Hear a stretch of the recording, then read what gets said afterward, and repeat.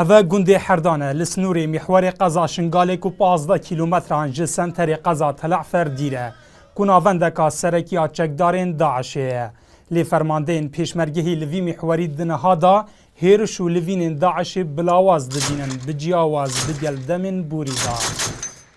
پێشتر ئەوان داهاتن بەردەوام هجومیان دەکرد ئێستا ئەو توانیان نەبووە لەبەر ئەوەی پێشمەرگە فێری شەڕی ئەوان بووە ئەوان نەشێن بەو ناوعی وەکو بەرێ شەر بکەن دێن مەسەلەن دوو کەس ئینتیحاری سێ کەس ئینتیحاری دەنێرن هەندێک هاوانان داوێژن هەندێک کاتێوشا داوێژن شەڕێوان نوکە وەسایە ئەمش نوکەم سەرنگەری خۆمان قیم کردێن نەوەکی بەرینە مە زیاتر نوکە شوورێمە دیفاعیە خودی تەکتیکۆ داعش gelek û gelek lawaz bûy معنویات هەندێ نەماینە کوپشێن خولبەرسینگê pêşmergê qehreman ragirin.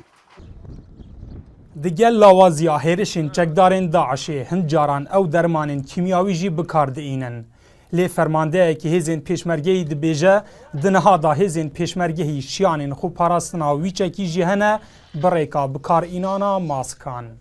بە درێژایی 1200 کیلومتر 300 کیلومتر داعش نەوع دەرمانە کە تێکەری دەکات لەگەر ئەمەی بەسەر هێزی پێشمەرگەی کوردستاندا دەیبارەنی بەڵام ئەوە لە هەموو مەحوەرەکانەوە قیناعوەقایە ئەوانە تەوزە کرایە ئەمە بەرگری و بەرگریکردن ئەو مەسەلەیە هیچ تاسی لە هێزی پێشمەرگەی کوردستان ناکات. پێشمەرگên Herêma Kurdistanê ji bo ku beşdarî kontrolkirina bajarê Mosul bikin çekî giran pêtiviye. Li gorî gotina fermandên pêşmergehî jî îradeya pêşmergehên Herêma Kurdistanê bo her pêşhatekî amade ye. Dilşad Hîm û NRT Gundê Herdan Mîxwarê Şengalê.